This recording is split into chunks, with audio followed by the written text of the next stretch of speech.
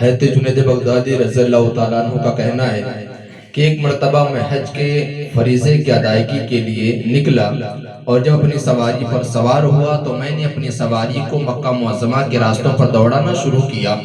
لیکن میں نے عجیب حرکت دیکھی کہ میری جو سواری تھی جسے میں مکہ معظمہ کی طرف دوڑانا چاہ رہا تھا، میری سواری مکہ معظمہ کو چھوڑ کے وہ قسطنطنیہ ایک شہر ہے اس کی طرف دوڑنا شروع کر دی۔ میں بڑی کوششیں کرتا رہا لیکن میری سواری مکہ معظمہ کی جانب نہ دوڑی بلکہ وہ قسطنطنیہ کے شہر کی جانب دوڑتی رہی، اور وہ جب شہر قسطنطنیہ میں داخل ہوئی اس کے بعد میں نے دیکھا کہ ایک لوگوں کا جمع غفیر جمع ہے۔ تو میں نے لوگوں سے پوچھا کہ کیا معاملہ ہے کہ آپ لوگ اس طرح جمع ہو کے آپس میں باتیں کر رہے ہیں؟ تو لوگوں نے کہا کہ مسافر، کیا تمہیں نہیں معلوم کہ ہمارے شہر کے بادشاہ جو ہیں ان کی ایک بیٹی ہے اور ان کی بیٹی پر پتہ نہیں کیا ہو گیا، اس کا دماغ کام نہیں کر رہا ہے، وہ عجیب حرکتیں کر رہی ہے، اس کو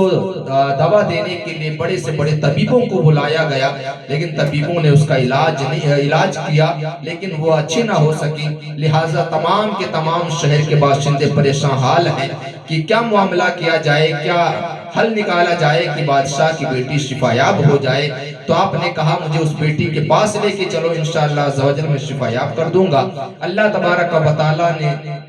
چاہا تو ضرور وہ شفایاب ہو جائے گی۔ اس کے بعد جب وہ حضرت جنید بغدادی رضی اللہ تعالیٰ عنہ کو لے کے اس بچی کے پاس گئے تو آپ جب اس بچی کے پاس گئے تو اس بچی نے کہا کہ اے آنے والے طبیب، میری بیماری سے آپ مجھے شفا بخش دے، میں بڑی پریشان حال ہوں، میرا دماغ کام نہیں کر رہا ہے، میرے دماغ پر ایسا لگ رہا ہے کسی دوسرے کا قبضہ ہو جا رہا ہے، میں بڑی کوششیں کرتی ہوں، میں اپنے آپ کو بچا نہیں پاتی ہوں، میں لوگوں کے سامنے شرمندہ ہوتی ہوں۔ تو آپ نے کہا ٹھیک ہے میں کہتا ہوں، آپ پڑھو لا الہ الا اللہ محمد رسول اللہ صلی اللہ تعالیٰ علیہ وسلم۔ اس لڑکی نے جب یہ کلمہ پڑھا اس کے بعد جو اس کی بیماری تھی دور ہو گئی۔ تو بادشاہ نے کہا کہ آنے والے مسافر، تو کتنا بڑا طبیب ہے، آخر تو نے ایسا کون سا کارنامہ انجام دے دیا کہ جس کی وجہ سے میری بچی شفایاب ہو گئی؟ میں نے بڑے سے بڑے طبیبوں کو بلایا، لوگ آئے، انہوں نے دوا کے ذریعے سے میری بچی کا علاج کیا لیکن میری بچی کو شفا نہ دے پائے۔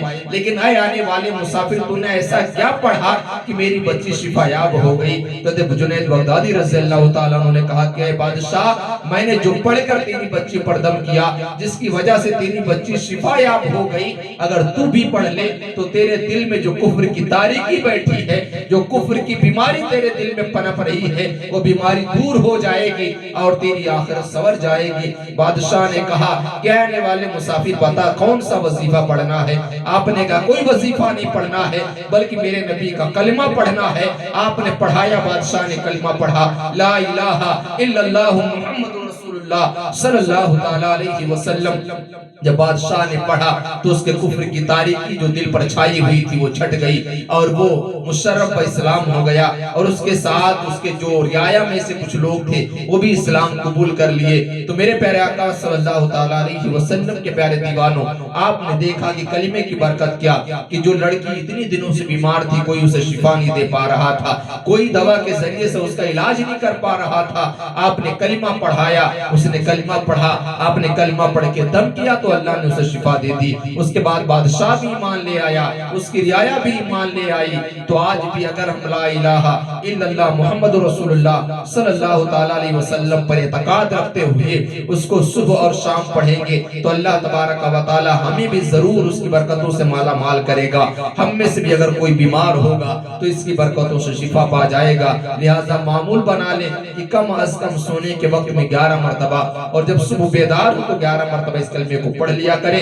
تاکہ ہمارا ایمان بھی تازہ ہو جائے اور اس کلمے کی برکت سے ہمیں اللہ تبارک و تعالیٰ بیماریوں سے بھی شفا یاب کر دے۔